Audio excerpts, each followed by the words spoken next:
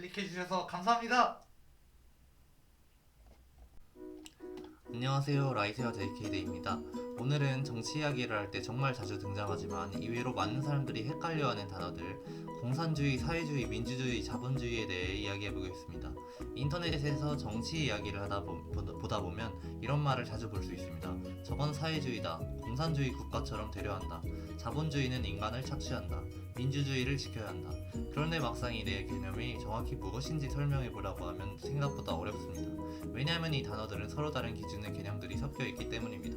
오늘 영상에서는 이 네 개념이 무엇이고 서로 어떻게 다른지, 그리고 왜 사람들이 자주 혼동하는지까지 쉽게 설명해 보겠습니다. 먼저 가장 중요한 것부터 이야기해 보겠습니다. 사실 민주주의와 자본주의는 서로 비교 대상이 아닙니다. 그리고 사회주의와 공산주의도 단순히 같은 말은 아닙니다. 왜냐하면 각각 바라보는 영역 자체가 다르기 때문입니다. 민주주의는 권력을 어떻게 결정할 것인가에 대한 정치 체제이고, 자본주의와 사회주의는 경제를 어떻게 운영할 것인가에 대한 경제 체제입니다. 즉 민주주의, 독재주의, 자본주의, 사회주의 이렇게 비교하는 것이 더 정확합니다. 이걸 먼저 이해하면 정치 개념들이 훨씬 더 정리되기 시작합니다. 그럼 먼저 민주주의부터 보겠습니다. 민주주의는 쉽게 말하면 권력이 국민에게 있다라는 생각입니다. 고대 그리스의 아테네에서 시작된 민주주의는 기본적으로 이런 원리를 가집니다. 국가의 주인은 왕이 아니라 국민이며 정부는 국민의 동의로 운영되어야 한다는 것입니다. 그래서 민주주의 국가에서는 선거를 통해 지도자를 뽑고 국민이 정부를 비판할 자유를 가지며 법 위에 군림하는 절대 권력을 인정하지 않으려 합니다. 물론 현실의 민주주의는 완벽하지 않습니다. 가짜뉴스, 선동, 정치 혐오, 다수의 폭정 같은 문제들도 존재합니다. 하지만 민주주의는 최소한 권력을 평화적으로 교체할 수 있는 시스템이라는 점에서 큰 의미를 가집니다. 반대로 독재주의는 권력이 소수 혹은 한 사람에게 집중되는 체제입니다. 왕, 군부, 독재자, 특정 정당 등이 권력을 독점하게 되는 것이죠. 독재 체제는 때때로 빠른 결정과 강한 통제를 장점으로 내세우지만 권력이 견제받지 않기 때문에 인권 탄압이나 부패로 이어질 위험도 큽니다. 이제 경제 체제로 넘어가 보겠습니다.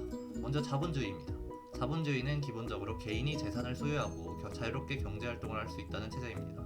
쉽게 말하면 개인이 회사도 만들 수 있고 장사도 할 수 있고 투자도 할 수 있는 시스템입니다. 자본주의에서는 가격도 시장에서 결정됩니다. 예를 들어 사람들이 어떤 상품을 많이 원하면 가격이 올라가고 인기가 없으면 가격이 내려갑니다. 즉 시장의 수요와 공급이 경제를 움직이는 핵심 원리가 됩니다. 자본주의의 가장 큰 장점은 경쟁을 통해 생산성과 기술 발전이 빨라진다는 점입니다. 기업들은 더 좋은 상품을 만들기 위해 경쟁하고 사람들은 더 나은 삶을 위해 노력하게 됩니다. 실제로 현대의 과학기술 발전과 경제성장에는 자본주의 시스템의 영향이 매우 컸습니다. 하지만 단점도 있습니다. 경쟁에서 성공한 사람은 큰 부를 얻지만 실패한 사람은 매우 가난해질 수도 있습니다. 그래서 자본주의는 빈부격차 문제를 자주 겪게 됩니다. 이제 사회주의를 보겠습니다. 사회주의는 자본주의의 문제점, 특히 빈부격차와 노동착취 문제를 해결하려는 과정에서 등장했습니다. 19세기 산업혁명 당시 공장 노동자들은 매우 열악한 환경에서 일했습니다. 하루 12시간, 14시간씩 일하고도 가난에서 벗어나지 못하는 경우가 많았습니다. 이런 현실을 보며 일부 사상가들은 말했습니다. 경제를 시장에만 맡기면 강한 자가 약한 자를 지배하게 된다. 그래서 사회주의는 국가나 공동체가 경제에 더 적극적으로 개입해야 한다고 주장합니다. 예를 들어 의료, 교육, 복지 같은 기본 서비스는 모든 사람이 어느 정도 평등하게 누릴 수 있어야 한다고 보는 것이죠. 또 대기업이나 핵심 산업을 국가가 직접 운영해야 한다고 주장하는 경우도 있습니다. 중요한 점은 사회주의라고 해서 반드시 민주주의를 부정하는 것은 아니라는 것입니다. 실제로 북유럽 국가들처럼 민주주의 체제를 유지하면서도 복지와 국가 개입이 강한 나라들도 존재합니다. 즉 사회주의적 정책 일부와 민주주의는 함께 존재할 수도 있습니다. 그렇다면 공산주의는 무엇일까요? 공산주의는 사회주의보다 더 급진적인 개념입니다.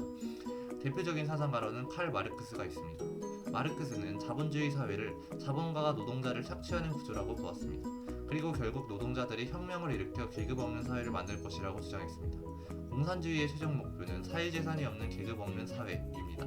즉 생산수단을 개인이 아니라 공동체 전체가 소유하는 사회를 이상으로 본 것입니다. 이론적으로는 모든 사람이 평등하게 일하고 평등하게 분배받는 사회를 목표로 했습니다. 하지만 현실에는 문제가 발생했습니다. 대표적으로 소련이나 중국의 초기 체제에서는 국가가 경제를 강하게 통제하고 정치적으로도 일당 독재 체제가 형성되었습니다. 문제는 경제와 권력이 국가에 지나치게 집중되면서 비효율과 인권 탄압 문제가 발생했다는 점입니다. 또 경쟁이 약해지면서 생산성과 혁신이 떨어지는 문제도 나타났습니다. 결국 많은 공산주의 국가들이 경제적으로 어려움을 겪거나 시장경제 요소를 일부 받아들이게 됩니다.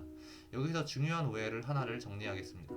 복지를 확대한다고 해서 곧바로 공산주의인 것은 아닙니다. 그리고 시장경제를 한다고 해서 완전히 자유방임 자본주의인 것도 아닙니다. 현대 대부분의 국가들은 자본주의와 사회주의 요소를 섞어서 사용합니다. 예를 들어 한국도 기본적으로는 자본주의 국가입니다. 하지만 동시에 국민건강보험, 공교육, 복지제도 같은 사회주의적 요소도 일부 가지고 있습니다. 미국도 자본주의 국가지만 정부 규제와 복지 정책이 존재합니다. 반대로 중국은 공산당 1당 체제이지만 경제는 상당 부분 시장 경제를 활용하고 있습니다. 즉 현실의 국가들은 순수한 형태의 이념보다는 여러 요소가 혼합된 경우가 많습니다. 그렇다면 왜 사람들은 정치적으로 계속 충돌할까요?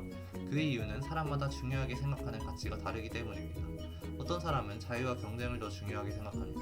반면 어떤 사람은 평등과 안전망을 더 중요하게 생각합니다. 자본주의는 자유와 효율의 강점이 있지만 불평등 문제가 생길 수 있고, 사회주의는 평등과 복지의 강점이 있지만 과도한 국가 개입이 비효율로 이어질 수도 있습니다.